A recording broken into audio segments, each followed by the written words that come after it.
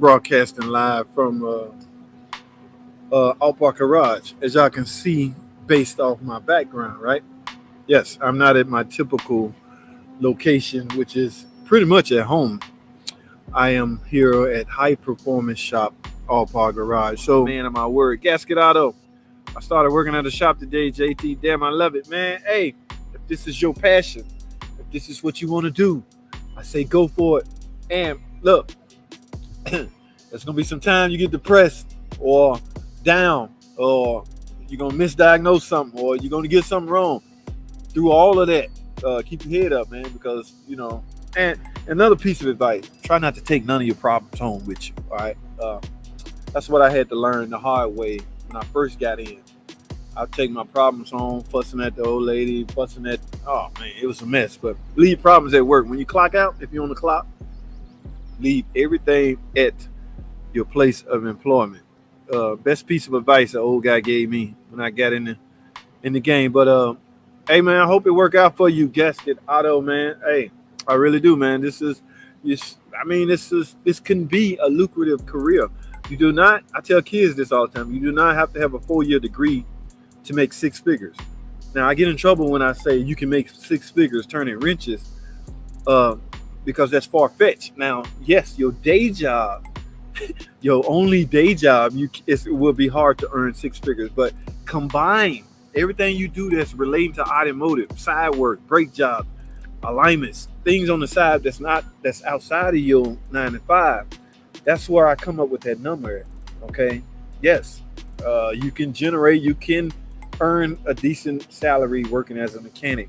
But stay level headed and keep everything rolling, man. You'll do fine, man. First started in the industry professionally, how long did it take you to realize you can handle almost any automotive problem? That comes with confidence, my friend. I guess your question is how long it took me to grow a lot of confidence. Is a while. Okay. Now the thing about that, my man, is you got to have a boss that's willing to deal with your journey. You know what I'm saying? Because there's going to be times where you mess up. He can't just say, "Oh my God, that's the third time he done screwed up. We got to let him go." I mean, as long as you're learning from your screw ups, then you're gonna be good. So it's not about the length of time it takes. Number one, you got to have a hell of a lot of confidence. Okay, I think I said that already. Confidence. You got to be able to say, "Man, I can do it. I can do it." And you do. Let me answer your question. A long time, okay, because it took a while for me to grow a lot of confidence, and it took a lot of screw up. I spent more time masking my screw up than I did anything. I don't want to discourage anybody that's just getting in the game, but if you take your time, see, back when I was coming up, everybody was hourly. Okay, now most shops only dealing with flat rate time, which means 100 miles an hour, rush. Got to get it done. With that comes potential mistakes. It was good during my era coming up because we were hourly, like I say. You got to slow down, man. Let me see. How long did it take you to realize you can handle almost that? I don't know, man. That's a kind of a broad question, but handle any problem or any repair. I'm gonna say it like this. Right now, I'm confident I can do. If you hand me a ticket, a repair order, no matter what the complaint is, I'm going to figure out how to do it. Okay. Now that's a hell of a lot of confidence, and your boss got to have that confidence in you to even give you the ticket, right? He got to think, oh, he might not know, but he gonna figure it out. All right. So, and if you just get in, don't expect to make a lot of money because you're going to spend more time trying to figure out what's going on and try to figure out. I don't know. I can spend a whole video on this topic, and I think I will do just that on a particular video from a sitting down settings. Okay. One day I'm in my office and I fire up the camera, but, yeah, man, it's going to take some confidence. I still didn't get to you a long time. I'm there now, but I've been in the game a minute, but it took a long time. I'm gonna leave it like that. All right, because I could end up misleading somebody. I'm only 27. I'm hanging in there. That's what's up, Gasket. Starting early. All right. Yes. Get your feet wet, man. Before you know it, you'll be 35.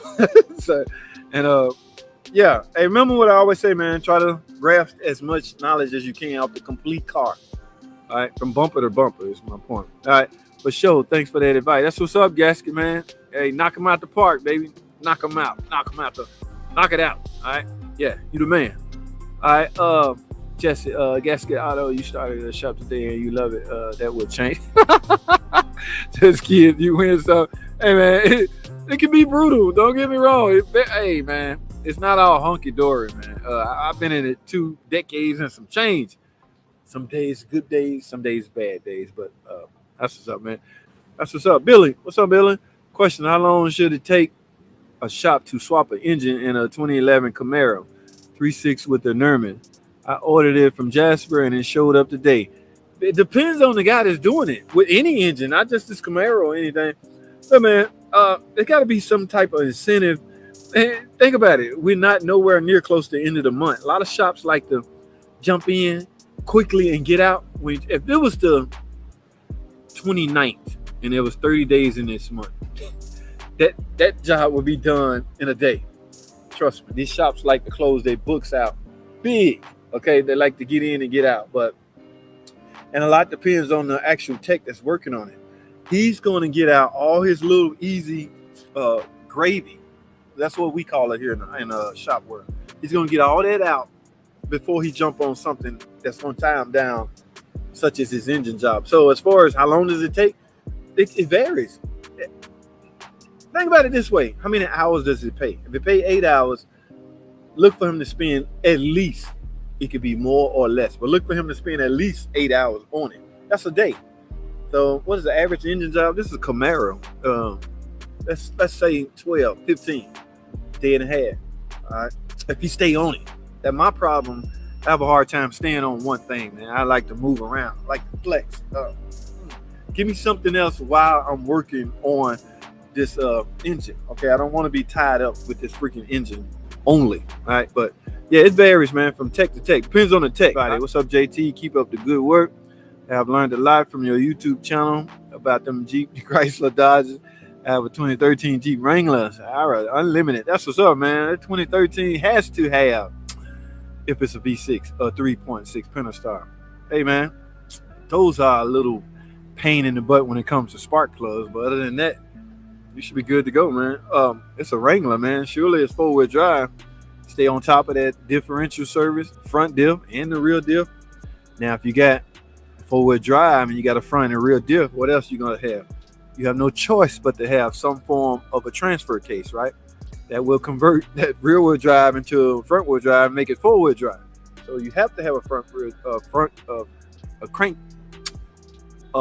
transfer case, which means it too has to be serviced from time to time. So stay up on your maintenance, my friend. That's what's up. Wrangler will hang around for a long time.